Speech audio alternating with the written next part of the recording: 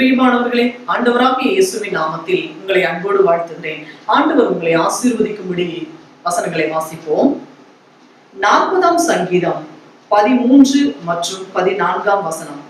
கர்த்தாவே, என்னை விடுவித்தருளும். கர்த்தாவே, எனக்கு சகாயம் பண்ண தீவிரியும். என் பிராணனை அழிக்க தேடுகிறவர்கள் ஏகமாய் வெட்கி நாடி எனக்கு தீங்கு செய்ய விரும்புகிறவர்கள் பின்னிட்டு இடைச்சை அடைவார்களாக. பாருங்க, தாவீது இவ்விதமாய் ஆண்டவரிடத்துல ஜெபம் பண்ணுகிறார். கர்த்தாவே, என்னை விடுவித்தரணும். கர்த்தாவே, எனக்கு சகாயம் பண்ண தீவிரியும் அப்படின்னு சொல்லி. அப்போ ஆண்டவர்கிட்ட அவருக்கும் சில தேவைகள் இருந்துச்சு. ஆண்டவரே, என்னை சுத்திலும் எதிரிகள் எனக்கு இருக்கிறாங்க, அவங்களுக்கெல்லாம் விலக்கி என்னை பாதுகாத்துக் கொள்ளுங்க.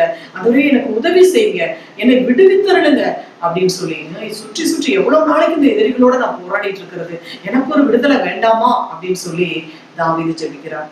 பிரியமானவர்களே, நீங்களும் கூட எனக்கும் ஒரு விடுதலை வேணுமே, இன்னைக்குதான் எனக்கு விடிவு காலம் பிறக்கும் சொல்லி கவலையோடு மனம் நொந்து சோர்ந்து போய் காணப்படுகிறீர்களா? கவலைப்படாதீர்கள். விடுதலை நாயகன் உங்களோடு கூட இருந்து நிச்சயமாய் தேவன் உங்களை விடுவித்து உங்களை ஆசீர்வதித்து அவர் மகிழ பண்ணுவார்.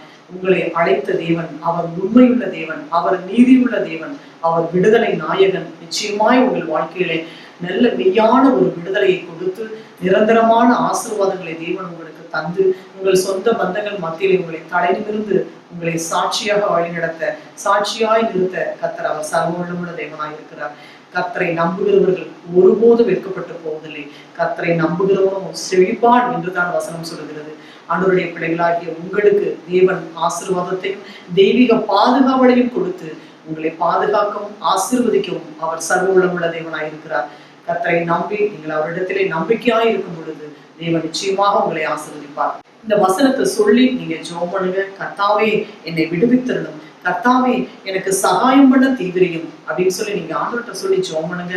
மற்றவர்கள், ஆண்டவரே, எனக்கு விரோதமா அவங்க எல்லாம் எழும்புறாங்கப்பா, நீங்க பாத்துக்கோங்க ஆண்டவரேன்னு சொல்லிட்டு நீங்க அமைதியா அவருடைய பாதத்துல நீங்க ஒப்பு கொடுத்து ஜெபம் பண்ணிட்டு நீங்க ஆசீர்வாதமா இருங்க. நீங்க அமைதியா இருங்க. கர்த்தர் உங்களை ஆசீர்வதிப்பார். நாம் ஜெபிப்போம். சர்வவல்லமுள்ள எங்கள் அன்பின் பரலோக பிதாவே, இயேசுப்பா, அந்த நல்ல வேலைக்காக உங்களுக்கு நாங்கள் நன்றி செலுத்துகிறோம் சுவாமி.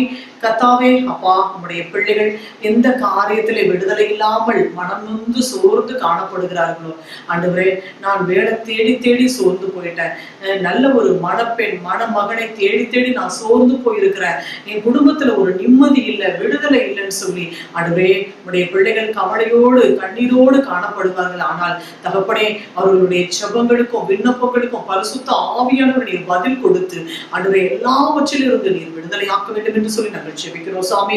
நீர் கர்த்தாவே, நீர் ஆண்டவரே, நீர் தீவிரமாய் நீர் பதில் கொடுக்க வேண்டும் என்று சொல்லி நாங்கள் ஜெபிக்கிறோம் சாமி. எல்லா கடன்ல இருந்தும் எல்லா வியாதியிலிருந்தும் உங்களுடைய ஜனங்களை விடுதலையாக்கி ரட்சித்து காத்துக்கொள்ளுங்கப்பா.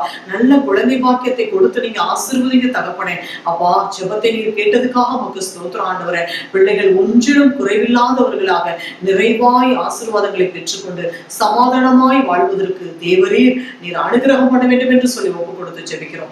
ஆசீர்வதிக்க பொறுப்பெடுங்க, வழிநடத்துங்க. இயேசு ரட்சகரின் நாமத்தில் ஜெபிக்கிறோம் பிதாவே. ஆமென், ஆமென்.